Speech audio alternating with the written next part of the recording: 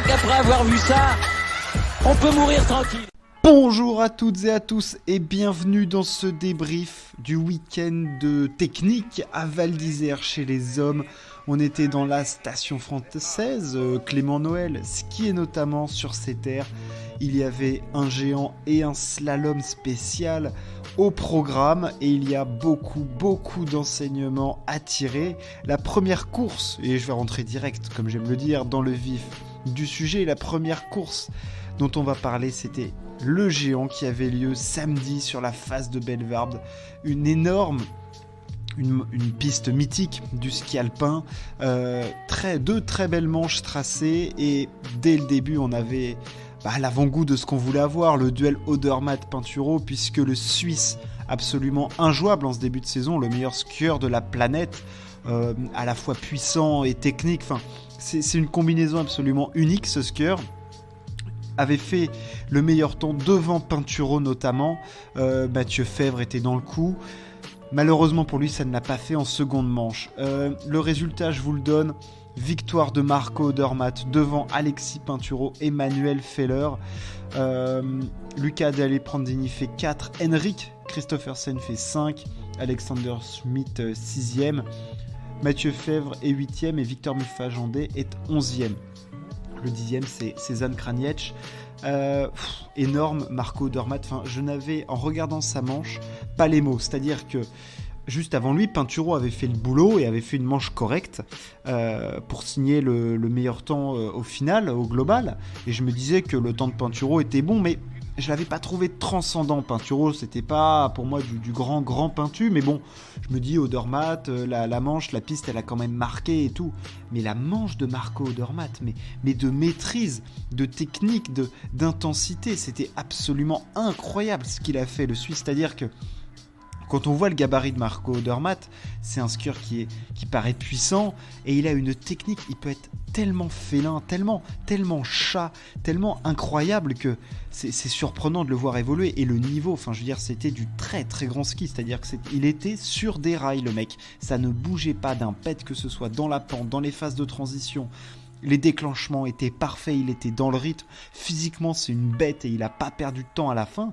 Honnêtement, Marco Odermatt est le meilleur skieur depuis le début de saison et il n'y a aucun débat. Il n'y a pas de débat. En vitesse, en Super G, il est exceptionnel. En géant, c'est le meilleur géantiste depuis le début de saison. Il a gagné les 2 géants avec de la marge. Il a collé 6 dixièmes à Alexis Pinturo. Il faut se rendre compte de ce qu'il est en train de produire en ce début de saison, Marco Odermatt. C'est du niveau de Marcel Hirscher. Bon, alors Hirscher, il faisait slalom et géant, mais là, Odermatt, il peut faire Super G géant en étant stratosphérique. Il est stratosphérique, ce mec est incroyable.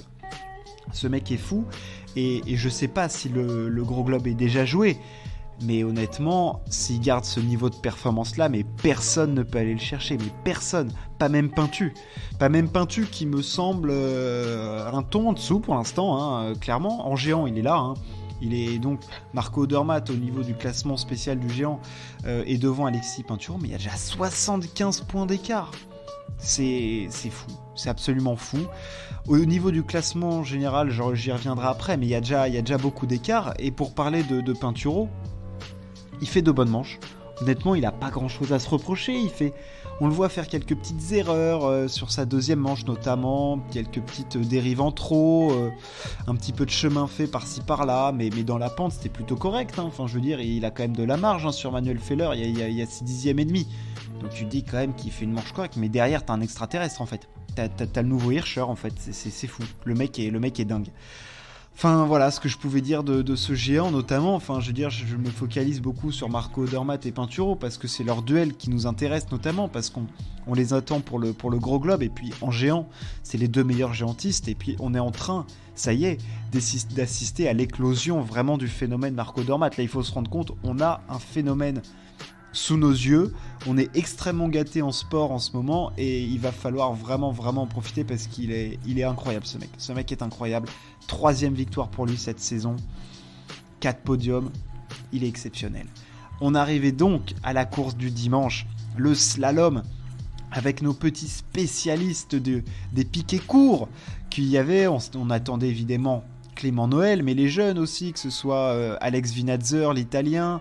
On peut retrouver du Daniel Yule, on sait qu'il y a Sébastien Foss-Selevag, le champion du monde, Atle Lee McVat, Lucas Bratton aussi qui peut être bon, on sait que Filip Zubcic peut être un petit peu technique quand il le souhaite, et évidemment Pinturo qui sur le slalom du coup, discipline sur laquelle Odermatt ne s'aligne pas, joue mais extrêmement cher, c'est-à-dire qu'il joue sa survie dans le gros globe presque en ce moment, même pas en ce moment, il va jouer sa survie dans le gros globe sur les slaloms, donc c'est extrêmement important pour Pinturo de performer là-dedans.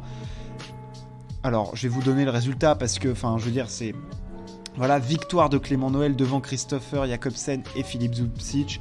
Pinturo a fait une grosse faute, on le sait, en slalom il peut se planter, pourtant Val d'Isère c'est sa piste, il avait gagné une fois le slalom avec une 44 d'avance. Et là, il passe même pas en seconde manche, c'est terrible. C'est un camouflet terrible pour Pinturo parce que il jouait tellement cher et il le sait, il y avait une pression énorme parce qu'il y avait déjà du retard sur Odermatt et là il fait cette faute qui est... C'est une crucifixion cette faute, hein, c'est terrible. Mais parlons de Clément Noël. Clément Noël a été incroyable. Alors... Clément Noël, il faut le savoir, il a commencé à... je le redis pour ceux qui ne connaîtraient pas le skieur de Val d'Isère, il skiait chez lui. Il a explosé en 2018-19, où il gagne 3 courses, il fait 2e du classement général. En 2019-2020, c'est la confirmation, il perd le globe pour rien. Il regagne 3 courses. L'année dernière, 2 courses. On était un petit peu déçus de lui l'année dernière, et je l'avais trouvé, il avait fait quelques sorties, mais bon, il gagne 2 courses quand même.